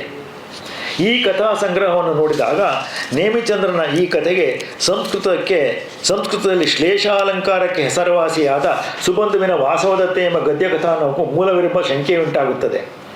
ಕವಿಯೇ ಅನೇಕ ಸಲ ಲೀಲಾವತಿಯನ್ನು ವಾಸವದತ್ತೆಯಿಂದ ನಿರ್ದೇಶಿಸಿದ್ದಾನೆ. ಅಲ್ಲದೆ ಇವೆರಡಕ್ಕೂ ಅನೇಕ ಸಾಮ್ಯಗಳು ಕಂಡುಬರುವವು. ಲೀಲಾವತಿ, ಕಂದರ್ಪದೇವ, ಕುಸುಮಪುರ, ಶೃಂಗಾರಶೇಖರ, ಮಕರಂದ, ಚೂಡಾಮಣಿ ಮೊದಲಾದ ಹೆಸರುಗಳಲ್ಲೂ ಎರಡರಲ್ಲಿಯೂ ಸ್ವಲ್ಪ ವ್ಯತ್ಯಾಸದಿಂದ ಒಂದೇ ರೂಪದಲ್ಲಿವೆ. ನಾಯಕ ನಾಯಕಿಯರು ಪರಸ್ಪರ ಕನಸು ಕಾಣುವುದು, ನಾಯಕಿಯನ್ನು ಹುಡುಕೊಂಡು ಮಿತ್ರನೊಡನೆ ಹೊರಡುವುದು, ಇಳಿಯಿಂದ ಸಮಾಚಾರವನ್ನು ಪಡೆಯುವುದು, ವಿಂಧ್ಯದ ಪರ್ವತದ ತಪ್ಪಲಿನಲ್ಲಿ ಕಥೆ ನಡೀತಕ್ಕಂಥದ್ದು, ನಾಯಕಿಯ ಸ್ವಯಂವರದಲ್ಲಿ ಮತ್ತಲ್ಲಿ ಮನವೊಲಿಯದಿರುವುದು, ಇವು ಮೊದಲಾದವು ಕೃತಿಗಳ ಪರಸ್ಪರ ಸಂಬಂಧವನ್ನು ಸೂಚಿಸುತ್ತೆ. ಆದರೆ ನೇಮಿಚಂದ್ರನ ಕೈವಾಡವೂ ಕೌಶಲ್ಯವೂ ಇರುವುದು ಅವುಗಳಲ್ಲಿ ಮಾಡಿರುವ ವ್ಯತ್ಯಾಸಗಳಲ್ಲಿ. ಸುಬಂಧುವಿನ ಗ್ರಂಥದಲ್ಲಿ ಕಥಾಸೂತ್ರ ಬಹು ಶಿಥಿಲವಾದದ್ದು, ಶ್ಲೇಷಾಲಂಕಾರವೇ ಪ್ರಧಾನ. ಅದರಲ್ಲಿ ಉತ್ತರಾರ್ಧಕ್ಕೂ ಇಲ್ಲಿಯ ಕಥೆಗೂ ಸ್ವಲ್ಪವೂ ಸಾಮ್ಯವಿಲ್ಲ. ಈ ಕಥೆಯ ಪ್ರಕಾರ ವಾಸವದತ್ತಿಯ ವಿರಹದಿಂದ ತಪ್ಪಿಸುತ್ತಿರುವಾಗ ಅವಳ ಸಖಿಯರು ತಮಾಲಿಕೆ ಎಂಬ ಶಾರಿಕೆಯ ಮೂಲಕ ಕಂದರ್ಪಕ್ಕೆ ಒಂದು ಕಾಗದವನ್ನು ಕಳಿಸುತ್ತಾರೆ. ಅದರಿಂದ ಎಲ್ಲ ವಿಷಯವನ್ನು ತಿಳಿದ ನಾಯಕನು ಮಕರಂದರೊಡನೆ ಕುಸುಮಪುರಕ್ಕೆ ಬಂದು ಲೀಲಾವತಿಗೂ ಪುಷ್ಪಕೇತೆಗೂ ನಿಷ್ಕರ್ಷೆಯಾಗಿದ್ದ ವಿವಾಹವನ್ನು ತಪ್ಪಿಸಿ ಸಖಿಯರ ಪ್ರಾರ್ಥನೆಯ ಪ್ರಕಾರ ವಾಸವದತ್ತೆಯನ್ನು ಕುದುರೆ ಮೇಲೆ ಕೂರಿಸಿಕೊಂಡು ಹೊರಟು ವಿಂಧ್ಯಾಟವಿಗೆ ಬಂದು ಸೇರುತ್ತಾನೆ. ರಾತ್ರಿ ಆಯಾಸ ಪರಿಹಾರಕ್ಕಾಗಿ ಪ್ರಿಯ ಪ್ರೇಯಸರಿ ಒಂದು ಲತಾ ಮಂಟಪದಲ್ಲಿ ಪಾವಡಿಸುತ್ತಾರೆ. ಮಾರನೇ ದಿನ ಉದಯ ಕಾಲದಲ್ಲಿ ಪತಿದೇವನ ಉಪಚಾರಕ್ಕಾಗಿ ಹಣ್ಣು ಹಂಪಲುಗಳನ್ನು ತರಲು ಅವನಿಗಿಂತ ಮುಂಚೆ ಎದ್ದು ಹೋದ ವಾಸವದತ್ತೆಯನ್ನು ಇಬ್ಬರು ಕಿರಾತರ ಕಂಡು ಅವಳ ಮೇಲೆ ಮೋಹಗೊಂಡು ಅವಳನ್ನು ಪಡೆಯಲು ತಮ್ಮಲ್ಲಿಯೇ ಕಾದಾಡಿ ಮಡಿಯುತ್ತಾರೆ. ತಪೋವನವೆಲ್ಲವೂ ರಕ್ತಮಯವಾಗಲು ಅಲ್ಲಿದ್ದ ಮುನಿಯು ಕೋಪಗೊಂಡು ಅವಳಿಂದ ತನ್ನಾಶ್ರಮವು ಅಪವಿತ್ರವಾಯಿತೆಂದು ವಾಸವದತ್ತೆಯು ಕಲ್ಲಾಗುವಂತೆ ಶಾಪ ಕೊಡುತ್ತಾನೆ. ವಾಸವದತ್ತೆಯು ವಿಶೇಷವಾಗಿ ಬೇಡಿಕೊಂಡ ಮೇಲೆ ಆ ಮುನಿಯು ಕಂದರ್ಪಕೆತುವಿನ ಸ್ಪರ್ಶದಿಂದ ಶಾಪ ವಿಮೋಚನವಾಗುವಂತೆ ತಿಳಿಸುತ್ತಾರೆ. ಅವಳು ಕಲ್ಲಾಗುತ್ತಾಳೆ. ಕಂದರ್ಪಕೆತು ಪ್ರಿಯನ್ನು ಕಾಣದೆ ವಿರಹದಿಂದ ತೊಳಲಿ ಸಮುದ್ರದ ದಡದಲ್ಲೆಲ್ಲ ಅಲೆದು ಪ್ರಾಣಹತ್ಯೆ ಮಾಡಿಕೊಳ್ಳಬೇಕೆಂದು ಯತ್ನಿಸುತ್ತಿರುವಾಗ ಅಶರೀರವಾಣಿಯಾದ್ದನ್ನು ಕೇಳಿ ಶಿಲಾಪ್ರತಿಮೆ ಅಪ್ಪಿಕೊಂಡು ವಾಸವದತ್ತೆಯನ್ನಾಗಿಸಿ ಅವಳೊಡನೆ ತನ್ನೂರಿಗೆ ತೆರಳುತ್ತಾನೆ. ಇದು ನೇಮಚಂದ್ರನ ಕಥೆಗೆ ಆಧಾರವಾದಂಥ ಮೂಲದ ಕಥೆ. ಇಂದ್ರಜಾಲದ ಮಾಯಾಭುಜಂಗನ ಪ್ರಸಂಗವನ್ನು ರಾಜಶೇಖರನ ಕರ್ಪೂರ ಮಂಜರಿ ಎಂಬ ಕೃತಿಯಿಂದ ನೇಮಚಂದ್ರ ಆರಿಸಿಕೊಂಡಿದ್ದಾನೆ. ಲೀಲಾವತಿ ಬಳ್ಳಿಯಾದದ್ದು ಕಾಳಿದಾಸನ ವಿಕ್ರಮೋರ್ವಶೀಯದಲ್ಲಿ ಬರುವ ಕಲ್ಪನೆ. ಪದ್ಮಾವತಿ, ಚಕ್ರೇಶ್ವರಿ, ಅಂಬಿಕೆ, ಜೈನ ದೇವಾಲಯಗಳು, ಭಟ್ಟಾರಕರು, ಚಂದ್ರಪ್ರಭಜಿನ, ವಿದ್ಯುಲ್ಲೇಖೆ, ಚಂದ್ರಲೇಖೆ ಇವೆಲ್ಲ ಜೈನ ಧರ್ಮದ ವಾತಾವರಣವನ್ನು ಕಾವ್ಯಕ್ಕೆ ಕಲ್ಪಿಸುತ್ತವೆ. ಚಂದ್ರಲೇಖೆ ವಿದ್ಯುಲ್ಲೇಖೆಯರ ವೃತ್ತಾಂತ, ಅವರು ಪರ್ಣಲಘು ವಿದ್ಯೆಯಿಂದ ಮಾಡಿದ ಕೆಲಸ, ಕಾಳಾವಲೋಕಿನಿಯ ಫಲಕ, ಮದನ ಮಂಜರಿ ವೃತ್ತಾಂತ ಇವೆಲ್ಲ ನೇಮಿಚಂದ್ರನ ಜೋಡಣೆಗಳು. ಚಿತ್ರಪಟ ಬರೆಸುವುದು, ಲತೆಯಾಗುವುದು, ಮರವಾಗುವುದು ಇವೆಲ್ಲ ನೇಮಿಚಂದ್ರನ ಜಾನಪದ ದೃಷ್ಟಿಯನ್ನು ತೋರಿಸುತ್ತವೆ.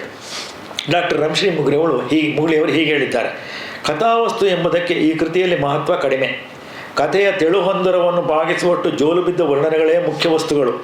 ಸಾಂಪ್ರದಾಯಿಕವಾಗಿ ಸಮುದ್ರ ವರ್ಣನೆಯಿಂದ ಮೊದಲಾಗದಿದ್ದರೂ ಉಳಿದೆಲ್ಲ ವರ್ಣನೆಗಳು ಬಂದಿದ್ದು ಒಮ್ಮೊಮ್ಮೆ ಒಂದೊಂದು ಆಶ್ವಾಸವನ್ನು ಆಕ್ರಮಿಸುವಷ್ಟು ನಿಡಿದಾಗಿವೆ. ಶೃಂಗಾರ ರಸಕ್ಕೆ ಸ್ಥಾಯಿ ಭಾವವಾದ ರತಿಗೆ ಪೋಷಕವಾಗಿ ಬಂದಿದ್ದರೆ ಕೆಲವು ವಿಸಂಗತವಾಗಿವೆ. ಅಲ್ಲಲ್ಲಿ ಸನ್ನಿವೇಶದ ಪ್ರಭಾವಕ್ಕೆ ಉಚಿತವಾದ ರಸಚಿತ್ರಗಳಿವೆ. ಅದರಲ್ಲಿ ಅಪರೂಪವಾದವು ಲೀಲಾವತಿಯನ್ನು ಕನಸಿನಲ್ಲಿ ಕಂಡು ಎಚ್ಚೆತ್ತ ಮೇಲೂ ಕನಸಿನಲ್ಲಿಯೇ ಇದ್ದಂಥ ವರ್ತಿಸಿದ ಕಂದರ್ಪ ದೇವನ ನಡವಳಿಕೆಯ ಚಿತ್ರ. ಇದು ಕನ್ನಡ ಸಾಹಿತ್ಯ ಡಾಕ್ಟರ್ ರಂಶ್ರೀ ಮುಗುಳಿಯವರು ಹೇಳಿದ ಮಾತು. ಹಳಗನ್ನಡ ಕಾವ್ಯ ಪ್ರಪಂಚದಲ್ಲಿ ಲೌಕಿಕ ಕಾವ್ಯಗಳ ಸಂಖ್ಯೆ ಕಡಿಮೆ. ಮೊದಲನೇ ನಾಗವರ್ಮ ಕರ್ನಾಟಕ ಕಾದಂಬರಿ, ದೇವಕವಿಯ ಕುಸುಮಾವಳಿ ಕಾವ್ಯ, ಚೌಂಡರಸನ ಅಭಿನವ ದಶಕುಮಾರ ಚರಿತೆ ಈ ಲೌಕಿಕ ಕಾವ್ಯಗಳಂತೆ ಲೀಲಾವತಿಯು ಒಂದು ಲೌಕಿಕ ಕಾವ್ಯ. ನೇಮಿಚಂದ್ರನು ಪ್ರಾಕೃತದಲ್ಲೂ ಮಹಾಪಂಡಿತನಾಗಿದ್ದ. ಲೀಲಾವತಿಯಲ್ಲಿ ಅಲ್ಲಲ್ಲಿ ಪ್ರಾಕೃತ ಶ್ಲೋಕಗಳನ್ನು ಪ್ರಯೋಗಿಸಿದ್ದಾನೆ. ಅವು ಆತನದೇ ರಚನೆಯಾಗಿರಬೇಕು, ಏಕೆಂದರೆ ಮೂಲ ಪ್ರಾಕೃತ ಕೃತಿ ಯಾವುದು ನಮಗೆ ಸಿಕ್ಕಿಲ್ಲ. ಕ್ರಿಸ್ತಶಕ 800ನಲ್ಲಿದ್ದ ಕುತೂಹಲ ಎಂಬ ಹೆಸರಿನ ಕವಿ ಪ್ರಾಕೃತ ಭಾಷೆಯಲ್ಲಿ ರಚಿಸಿದ ಲೀಲಾವತಿ ಎಂಬ ಹೆಸರಿನ ಕೃತಿ ಇದೆ. ಆದರೆ ಅದಕ್ಕೂ ನೇಮಿಚಂದ್ರನ ಲೀಲಾವತಿ ಕೃತಿಗೂ ಕಥೆಗೂ ಯಾವ ಸಂಬಂಧವಿಲ್ಲ. ನೇಮಿಚಂದ್ರ ಕವಿ ಪಂಪ ರನ್ನರಂತೆ ಮಹಾಕವಿಯಲ್ಲ. ಆದರೆ ಜೈನ ಕವಿಗಳು ಅಲ್ಲಿಯವರಿಗೆ ಕೊಡದೇ ಇದ್ದ ಕನ್ನಡ ಸಾಹಿತ್ಯಕ್ಕೆ ವಿಶಿಷ್ಟ ಕೊಡುಗೆಯಾಗುವಂಥ ದಂತಕಥೆಯನ್ನು ವಸ್ತುವಾಗಿಸಿಕೊಂಡು ಲೀಲಾವತಿ ಪ್ರಬಂಧವನ್ನು ರಚಿಸಿದ ಕನ್ನಡದ ಮೊದಲ ಶೃಂಗಾರ ಕಾವ್ಯ ರಚನೆಕಾರ. ನೇಮಿಚಂದ್ರನ ಲೀಲಾವತಿ ಪ್ರಬಂಧದ ಕೆಲವು ವರ್ಣನೆಗಳನ್ನು ಗಮನಿಸಬಹುದು. ಶರತ್ಕಾಲದ ವರ್ಣನೆ: ದೆಸೆಯಂ ಮೊಸುಳಿಸಿದ ಮುಗಿಲ್ ಕೆಸರಂ ತೊಳೆದು ಎತ್ತಿ ಕಳೆವಬೋಳ್ ಕವಿದು ಪೊನಲ್ ಮಸಗಿತು ಹೊಸ ಬೆಳ್ದಿಂಗಳ್ ಜಸಮಂ ಪರ್ವಿಸುವ ತೆರೆದ ಕವಿಶೇಖರನ. ದಿಕ್ಕುಗಳನ್ನು ಮಸಕು ಮಾಡಿದ ಮೋಡಗಳ ಕೆಸರನ್ನು ತೊಡೆದು ಹಾಕಿ ಕವಿಶೇಖರನ ಯಶಸ್ಸನ್ನು ಹಬ್ಬಿಸುವ ರೀತಿ ಹೊಸ ಬೆಳದಿಂಗಳು ವಿಜೃಂಭಿಸಿದಂತೆ. ಹೇಮಂತ ಋತುವಿನ ವರ್ಣನೆ: ಕರಿಣೀ ಪೇಚಕಮಂ ತುಡುಂಕದೆ ವನೇಭಂ ಕಾಮುಕರ್ ಕಾಮಿನಿ ಪರಿಬಂಬ ಸ್ಪೃಹರ ಆಸೆಗೆಯ್ಯರೆ ರಥ ವ್ಯಾಪಾರಮಂ ಪುಲ್ಲೆಯಂ ಹರಿಣಂಗಳ್ ನಡೆನೋಡಲಲ್ಲದೆ ಹಿಮ ವ್ಯಾಪಾರದ ಮಿಲ್ಗೆ ಕೈದರಲ್ ಏನಾರನೋ ಹೂವಿನಂಬು ತನಗೆ ಇಲ್ಲಾಗಿರ್ದನೋ ಮನ್ಮಥಂ. ಹೆಣ್ಣಾನೆಯ ಬಾಲದ ಬುಡವನ್ನು ಗಂಡಾನೆ ಹಿಡಿಯದೆ ಬಿಡುತ್ತದೆಯೇ? ಹೆಣ್ಣಿನ ಆಲಿಂಗನ ಪಡೆಯುವ ಕಾಮಕರು ದೇಹ ಸುಖದ ಆಸೆ ಪಡುವುದಿಲ್ಲವೇ? ಹೆಣ್ಣು ಜಿಂಕಿಯ ಕಡೆ ಗಂಡು ಜಿಂಕೆ ನೋಡದೇ ಇರುತ್ತದೆಯೇ? ಮಂಜಿನ ತಂಪಿನಿಂದಾಗಿ ಆ ಮನ್ಮಥನಿಗೆ ತನ್ನ ಬಿಲ್ಲಿಗೆ ಕೈಯನ್ನು ಒಡ್ಡಲು ಸಾಧ್ಯವಾಗುತ್ತಿಲ್ಲವೇ? ಅಥವಾ ಆತನ ಬಳಿ ಹೂವಿನ ಬಾಣಗಳೇ ಇಲ್ಲವಾಗಿದೆಯೇ ಅಂತ ಕವಿ ಆಶ್ಚರ್ಯಪಡ್ತಾನೆ. ವಸಂತ ಋತುವಿನ ವರ್ಣನೆಯ ಪದ್ಯ ಹೊಂದಿದೆ. ತಳಿರಂ ತಾಳ್ದಿ ಬಳಲ್ದು ಪೊತ್ತು ನನೆಯಂ ಪೂಗೊಂಚಲಂ ಪೇರಿ ಬಳ್ವಳರನ್ನು ಅಲ್ಲಾಡುವ ಭೃಂಗ ಕೋಕಿಳ ಶಿಖವ್ರಾತಂಗಳಿಂ ಬಳ್ಕುವ ಈ ಸೆಳೆಗೊಂಬಂ ಕೊನೆಗೊಂಬುಂ ಎಂತು ಪಳಭಾರಕ್ಕೆ ಆರ್ಪುಂ ಎಂದು ಆಂತೋಲ್ ಎಳಮಾವಂ ಮಳೆಯಾನಿಳಂ ಬಳಸಿಕೊಂಡಿದ್ದತ್ತು ಚೈತ್ರಾದಿಯಳು. ಚೈತ್ರ ಮಾಸದ ಪ್ರಾರಂಭದಲ್ಲಿ ಮರಗಳು, ಚಿಗುರನ್ನು ಹೊತ್ತು ಬಳಲುತ್ತಾ, ಮೊಗ್ಗನ್ನು ಹೂಗೊಂಚಲನ್ನು ಹೇರಿಕೊಂಡು ಬಲವಾಗಿ ಅಲ್ಲಾಡುತ್ತಾ, ದುಂಬಿ, ಕೋಗಿಲೆ, ಗಿಳಿಗಳ ಭಾರದಿಂದ ಸಮೂಹದಿಂದ ಬಳುಕುತ್ತಿರುವ ಚಿಕ್ಕ ರೆಂಬೆ ಕೊಂಬೆಗಳು ಈ ಹಣ್ಣುಗಳ ಭಾರವನ್ನು ಹೇಗೆ ಹೊರುತ್ತವೋ ಎಂಬಂತಿದ್ದ ಎಳೆಯ ಮಾವಿನ ಮರದ ಮೇಲೆ ಮಲಯಾನಿಲವೂ ನಿಧಾನವಾಗಿ ಬೀಸುತ್ತಿತ್ತು. ಒಂದು ಶ್ಲೇಷಾಲಂಕಾರದ ಪದ್ಯ. ಚಿರುದೊಳ್ ತಾರಾ ಕಪಾಲಂ ಪಳೆಯೆ ಕರಾಜಟಾಜೂಟಂ ಇಂಬಾಗೆ ಜೊನ್ನಂ ಸುರಸಿಂಧು ಸ್ತ್ರೋತಮಂ ಪೋಲ್ತಿರೆ ತೊಲಗೆ ತಮೋ ರಾಕ್ಷಸಂ ಚರ್ಮ ಚಿತ್ರಾಂಬರ ಖಂಡಂ ಕೂಡೆ ಕಾಮಂ ಕರಂ ಉರಿವಿನೆಗಂ ಮಂಡಳಂಗೊಂಡು ಪರ್ಬುತ್ತಿರೆ ಸಂಧ್ಯಾರಾಗಂ ನೇತ್ರಾನಲನ್ ಉದಯಿಸಿದಂ ಚಂದ್ರಾರ್ಧ ಚೂಡಂ. ತಲೆಯ ಮೇಲೆ ನಕ್ಷತ್ರಗಳು ಹೊಳೆಯುತ್ತಿರಲು, ಕಿರಣಗಳೆಂಬ ಜಟಗಳ ಸಮೂಹ ಚೆನ್ನಾಗಿರಲು, ಬೆಳದಿಂಗಳು ಗಂಗಾ ನದಿಯ ಪ್ರವಾಹವನ್ನು ಹೋಲುತ್ತಿರಲು, ಕತ್ತಲೆ ಎಂಬ ರಾಕ್ಷಸನ ದೂರ ಹೋಗುತ್ತಿರಲು, ಚರ್ಮದಂತಿರುವ ಸುಂದರವಾದ ಆಕಾಶ ಖಂಡದ ಜೊತೆಗೆ ಇಂದ್ರಿಯ ಸುಖದ ಆಸೆ ತೇಜೋವಲಯದಲ್ಲಿ ವಿಶೇಷವಾಗಿ ಹೆಚ್ಚಾಗುವಂತೆ ಸಂಧ್ಯಾರಾಗವು ಅಂದರೆ ಸಂಜೆಗಿಂತ ಹೆಚ್ಚಾಗುತ್ತಿರಲು, ಕಣ್ಣಿಗೆ ಬೆಂಕಿಯಂತಿರುವ ಚಂದ್ರನನ್ನು ಧರಿಸಿದ ಶಿವನಂತಿರುವ ಅರ್ಧಚಂದ್ರನು ಹುಟ್ಟಿದನು. ಕಣ್ಣಿನಲ್ಲಿ ಬೆಂಕಿ ಇರುವ ಆದರೆ ಚಂದ್ರನ ಧರಿಸಿದ ಶಿವನ ಅರ್ಧಚಂದ್ರ, ಶಿವನ ತಲೆಯ ಮೇಲೆ ಅರ್ಧಚಂದ್ರ ಹುಟ್ಟಿದ ಅಂತ ಕವಿ. ಇಲ್ಲಿ ಚಂದ್ರೋದಯವನ್ನು ಹೇಳುವಾಗ ನೇಮಿಚಂದ್ರನು ಶಿವನ ಕಪಾಲ, ಜಟೆ, ಗಂಗೆ, ಚರ್ಮಾಂಬರ, ಬೆಂಕಿ ಅಂತಿರುವ ಮೂರನೆಯ ಕಣ್ಣನ್ನು ಸೂಚಿಸಿದ್ದಾನೆ. ಪುಳಿಂದಿಯ ಚಿತ್ರ, ಬೇಟೆಗಾರ್ತಿಯ ಚಿತ್ರ. ನನೆವೆರ ಸುಟ್ಟು ಮಾಂದಳಿರನ್ ಒಪ್ಪಿರೆ ಕಾಡಲರಂ ತುರುಂಬಿ ಚಂದನದೊರಳಲ್ ಪೊಯ್ದು ಬಿದಿರಕ್ಕಿಯನ್ ಮುನ್ಮದ ದಂತದ ಒಂದು ಒನಕೆಯನ್ನು ಎತ್ತಿ ನುಂದನಿಯ ಸುವಿಯ ಗಾವರದೊಳ್ ತೊಡರ್ಚಿದ ಓಪನಿಗೆ ಪುಳಿಂದಿ ಪಾಡಿದಳು ಹೊರಲ್ದು ಗುಣಪ್ರಿಯನ ಅಲಂಕಮಾಲಯ. ಮೊಗ್ಗಿನ ಜೊತೆಯಲ್ಲಿ ಮಾವಿನ ಚಿಗುರನ್ನು ಉಟ್ಟು ಕಾಡು ಹೂಗಳನ್ನು ಮುಡಿದುಕೊಂಡು ಚಂದನದ ಒರಳಲ್ಲಿ ಬಿದಿರಕ್ಕಿಯನ್ನು ಹಾಕಿ ಮದದಾನೆಯ ದಂತದ ವನಕೆಯಿಂದ ಕುಟ್ಟುತ್ತಾ ನುಣುಪಾದ ಸುವಿಯ ಧ್ವನಿಯಲ್ಲಿ ಹಾಡು ಹೇಳುತ್ತಾ ಪ್ರಿಯನ ಬಿರುದಾವಳಿಗಳನ್ನು ಪುಳಿಂದಿಯೊಬ್ಬಳು ಪ್ರೀತಿಯಿಂದ ಹಾಡ್ತಾಳಂತೆ. ಒಂದು ಸಮಾಗಮದ ಚಿತ್ರ ಇದೆ.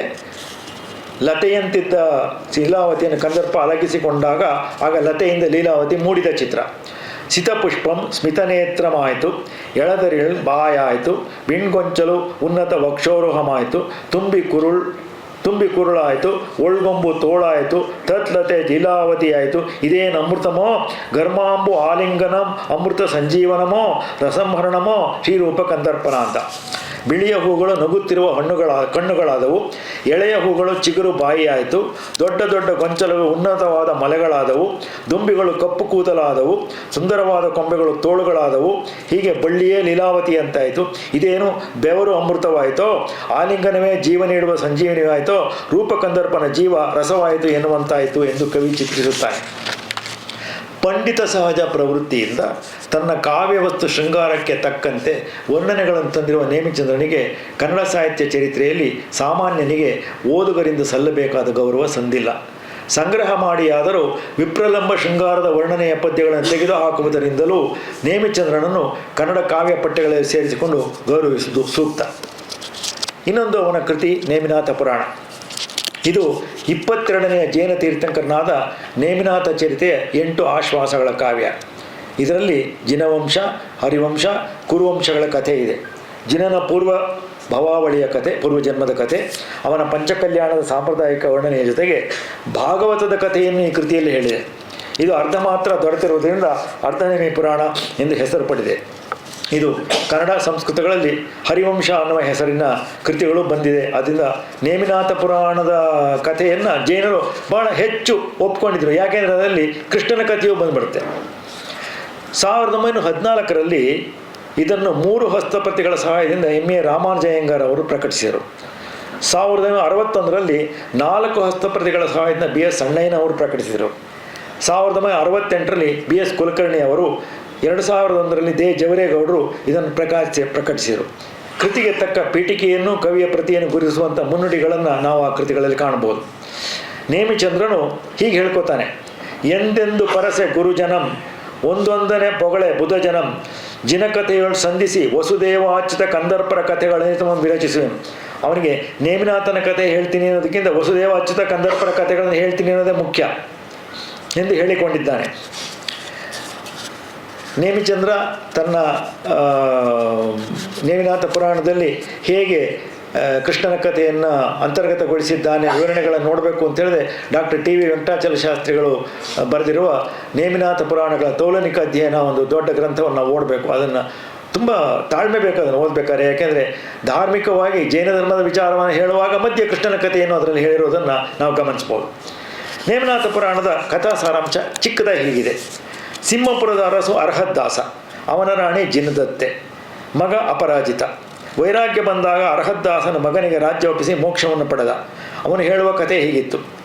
ಈ ಉಪಲಬ್ಧಿಯವರ ಕಾವ್ಯ ಭಾಗದಲ್ಲಿ ನೇಮಿನಾಥನ ಹಿಂದಿನ ಜನ್ಮಗಳ ಕಥೆ, ವಾಸುದೇವ ಬಲರಾಮರ ಕಥೆ ಇದ್ದು, ಕೃಷ್ಣನು ಕಂಸನನ್ನು ಕೊಲ್ಲುವವರಿಗೆ ಮಾತ್ರ ನಮಗೆ ಇದೆ. ನೇಮಿಚಂದ್ರನ ಕಾವ್ಯವನ್ನು ಪೂರ್ತಿಯಾಗಿ ರಚಿಸುವುದಕ್ಕೆ ಕಾರಣಗಳು ತಿಳಿದಿಲ್ಲ. ಬಹುಶಃ ಅವನು ತೀರಿಕೊಂಡಿರಬಹುದು ಅಂತಲೂ ಹೇಳ್ತಾರೆ, ಗೊತ್ತಿಲ್ಲ ನಮಗೆ. ಅದಕ್ಕೇ ಆ ಕೃತಿಯನ್ನು ಅರ್ಧನೇಮಿ ಪುರಾಣ ಅಂತ ಕರೀತಾರೆ. ಸೂರ್ಯಪ್ರಭಾ ದೊರೆ ಧಾರಿಣಿ ದೇವಿ ರಾಣಿ, ಅವನಿಗೆ 3 ಜನ ಮಕ್ಕಳು, ಚಿಂತಾಗತಿ, ಮನೋಗತಿ, ಚಪಳಗತಿ ಅಂತ. ಅರಿಂಜಯ ಅನ್ನೋ ದೊರೆ ಅಜಿತ ಸೇನಾದೇವಿ ರಾಣಿ, ಮಗಳು ಪ್ರೀತಿಮತಿ. ಗಗನಗಮನ ಎಂಬ ಸ್ವಯಂವರ ಸ್ಪರ್ಧೆ ನಡೆಯುತ್ತೆ. ಚಿಂತಾಗತಿಯು ತನ್ನ ತಮ್ಮಂದಿರನ್ನು ಅದರಲ್ಲಿ ಆ ಸ್ಪರ್ಧೆಯಲ್ಲಿ ಸೋಲಿಸ್ತಾನೆ. ಆದರೆ ಪ್ರೀತಿಮತಿಯನ್ನು ತನ್ನ ತಮ್ಮಂದಿರಲ್ಲಿ ಒಬ್ಬನ ಲಗ್ನವಾಗುವಂತ ಹೇಳ್ತಾನೆ. ಅವಳು ಒಪ್ಪದೆ ದೀಕ್ಷೆ ಪಡೆದು ಬಿಡ್ತಾಳೆ, ಜೈನ ದೀಕ್ಷೆ ಪಡೆದ. ಚಿಂತಾಗತಿ ಮತ್ತು ಅವನ ಸಹೋದರರು ದೀಕ್ಷೆ ಪಡೆಯುತ್ತಾರೆ. ನಂತರ ಮುಂದಿನ ಜನ್ಮದಲ್ಲಿ ಸಾಮಾನಿಕ ದೇವರಾಗಿ ಹುಟ್ಟುತ್ತಾರೆ. ಅದು ಜೈನ ಧರ್ಮದ ವಿಚಾರಗಳಾದ, ಅದನ್ನು ವಿವರಣೆಗಳು ಹೋಗಲ್ಲ. ಅನಂತರ ಗಗನವಲ್ಲಭಪುರದ ದೊರೆ ಗಗನಚಂದ್ರ ಮಹಾರಾಜನಿಗೂ ಗಗನ ಸೌಂದರಿ ಮಹಾರಾಣಿಗೂ ಅಮಿತಗಾಮಿ ಅಮಿತ ತೇಜನ ಮಕ್ಕಳಾಗಿ ಹುಟ್ಟುತ್ತಾರೆ. ಅವರು ತಮ್ಮ ಅಣ್ಣ ಚಿಂತಾಗತಿ ಎಲ್ಲಿದ್ದಾನೆ ಅಂತ ಕೇಳ್ತಾರೆ ಅವರು ಮುಂದಿನ ಜನ್ಮದಲ್ಲಿ. ಆಗ ಅವನು ಮುಂದಿನ ಜನ್ಮದಲ್ಲಿ ಸಿಂಹಪುರದಲ್ಲಿ ಅಪರಾಜಿತ ಎಂಬ ಹೆಸರು ರಾಜ್ಯಭಾರ ಮಾಡುತ್ತಿದ್ದಾನೆ ಎಂದು ತಿಳಿದುಕೊಳ್ಳುತ್ತಾರೆ. ಅವನಿಗೆ ಆಗಲೇ ಆಯಸ್ಸು ಮುಗಿತಾ ಬಂದಿರುತ್ತೆ. ಚಿಂತಾಗತಿಯ ಬಳಿಗೆ ಹೋಗಿ ಈ ತಮ್ಮಂದಿರಿಬ್ಬರು ಅವನಿಗೆ ವೈರಾಗ್ಯವನ್ನು ಬೋಧಿಸಿ ತಪಸ್ಸಿಗೆ ಹೋಗುವಂತೆ ಮಾಡುತ್ತಾರೆ. ಅಪರಾಜಿತನು ತನ್ನ ಮಗ ಪ್ರೀತಿಂಕರನಿಗೆ ಪಟ್ಟವನ್ನು ಕಟ್ಟಿ ದೀಕ್ಷೆ ಪಡೆದು ಸನ್ಯಾಸನ ವ್ರತದಿಂದ ಪ್ರಾಣವನ್ನು ತೊರೆಯುತ್ತಾನೆ. ಮುಂದಿನ ಜನ್ಮದಲ್ಲಿ ಹಸ್ತಿನಾಪುರದ ಚಂದ್ರ ಮಹಾರಾಜನಿಗೂ ಶ್ರೀಮತಿ ಎಂಬ ರಾಣಿಗೂ ಪ್ರತಿಷ್ಠಾ ಎಂಬ ಮಗನಾಗಿ ಹುಟ್ಟುತ್ತಾನೆ.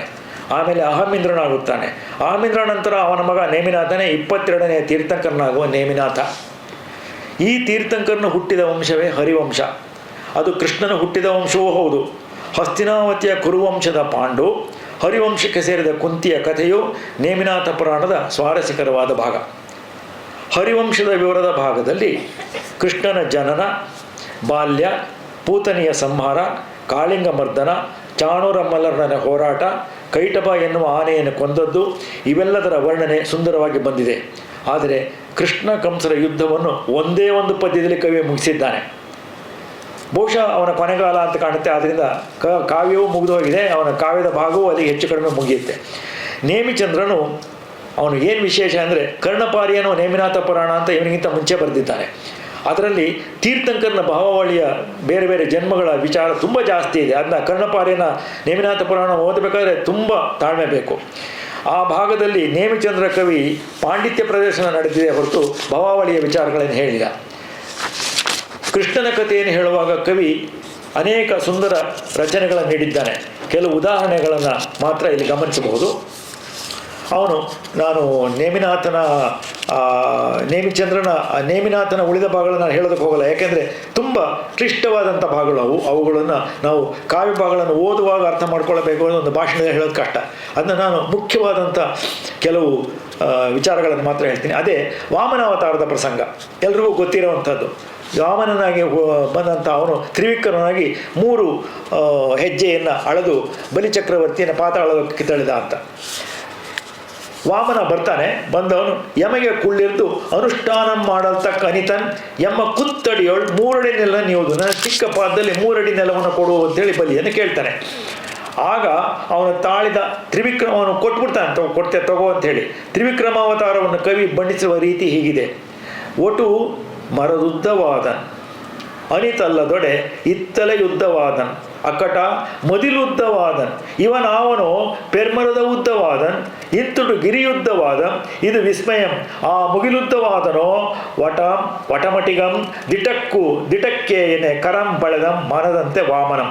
ಮರದುದ್ದವಾದ್ನೋ, 2 ತಲೆ 2ರಷ್ಟು ಉದ್ದವಾದ್ನೋ, ಗೋಡೆಯಷ್ಟು ಉದ್ದವಾದ್ನೋ, ಅಥವಾ ಮರದಷ್ಟು ಉದ್ದವಾದ್ನೋ, ಬೆಟ್ಟದಷ್ಟು ಉದ್ದವಾದ್ನೋ, ಆಕಾಶದಷ್ಟು ಉದ್ದವಾದ್ನೋ ಗೊತ್ತಾಗ್ಲಿವಲ್ಲಪ್ಪ, ಇವನು ಮೋಸಗಾರ ಅಂತ ಹೇಳುವಂತೆ ಜನ ಅನ್ಕೊಳ್ತಾ ಇದ್ದಂತೆ ಮನಸ್ಸಿನಂತೆ ವಾಮನ ಬೆಳೆದ್ಬಿಟ್ನಂತೆ ಅಂತಾನೆ.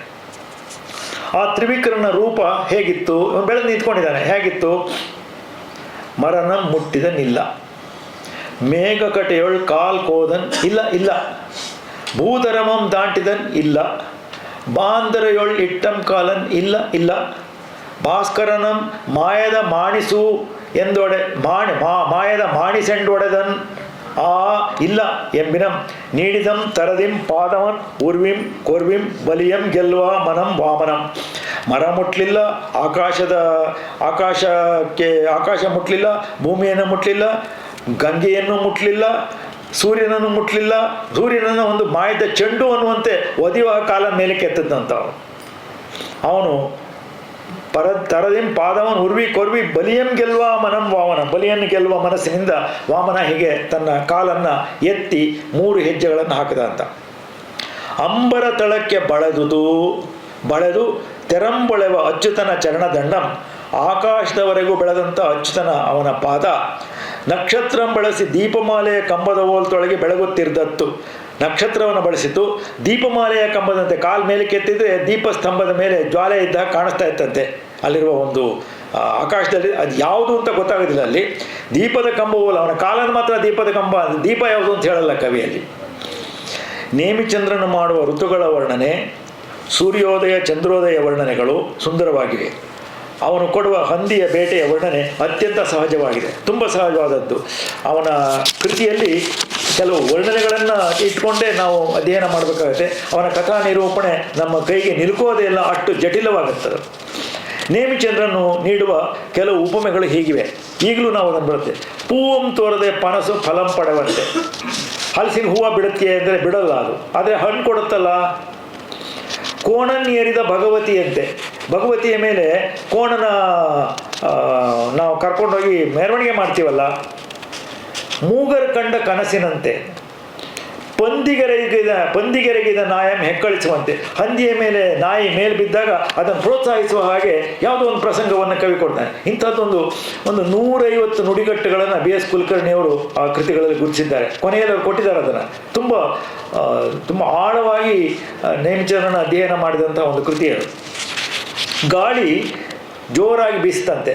ಆಗ ನೇಮಿಚಂದ್ರ ಕೊಡುವ ಒಂದು ವರ್ಣನೆ ಹೀಗಿದೆ. ವನಜಮನ್ ಒಕ್ಕಲಿಕ್ಕಿ ಮರಿದುಂಬಿಯನ್ ಆಳ್ದು ತರಂಗಮೆಂಬ ತೆಕ್ಕಿನ ಪರಿಕಾರಮಂ ತುಳಿದು ಸೀಕರಮಂ ತಳೆದು ಒಟ್ಟಿಕೊಂಡು ಹೂವಿನ ಪುಡಿಯಂ ಮೃಗೇಂದ್ರ ಭಯದಿಂದ ತಿರೋಹಿತನಾಗಿ ಬರ್ಪ ಕಾನನ ಕರಿಯಂತೆ ಬಂದುದು ಎರರ್ ಒಯ್ಯನೆ ರಯ್ಯನೆ ವಾರಿ ದೇಶದಿಂ. ನೀರಿನ ಮೇಲಿನಿಂದ ಜೋರಾಗಿ ಬಿರುಗಾಳಿ ಬೀಸ್ತು. ಅದು ವನಜಮನ್ ಒಕ್ಕಲಿಕ್ಕಿ ಕಮಲಗಳನ್ನೆಲ್ಲ ತುಳಿದು ಬಿಡ್ತು.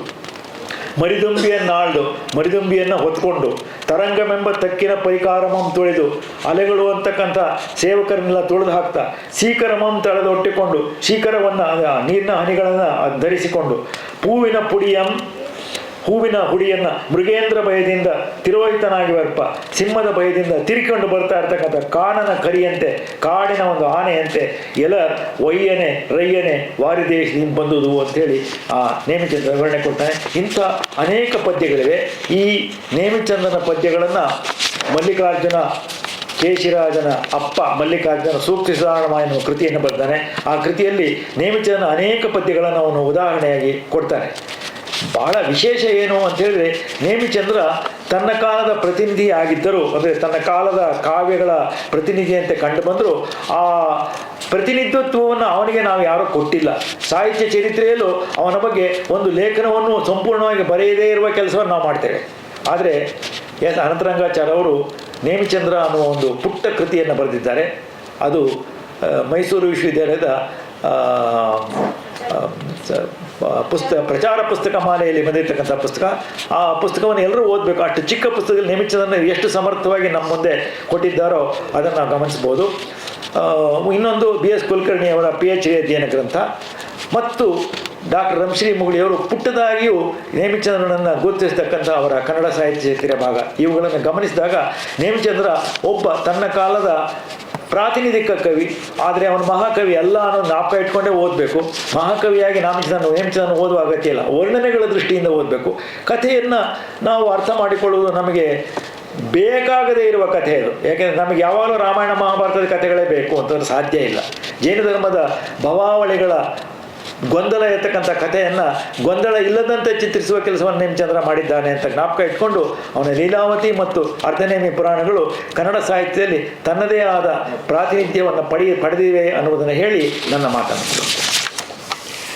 ತುಂಬ ವರ್ಷಗಳ ನಂತರ ಹಳಗನ್ನಡದ ಕಾವ್ಯವನ್ನು ಇವತ್ತು ಕೇಳಿದಾಗಾಯ್ತು. ಅದರ ಸೊಬಗು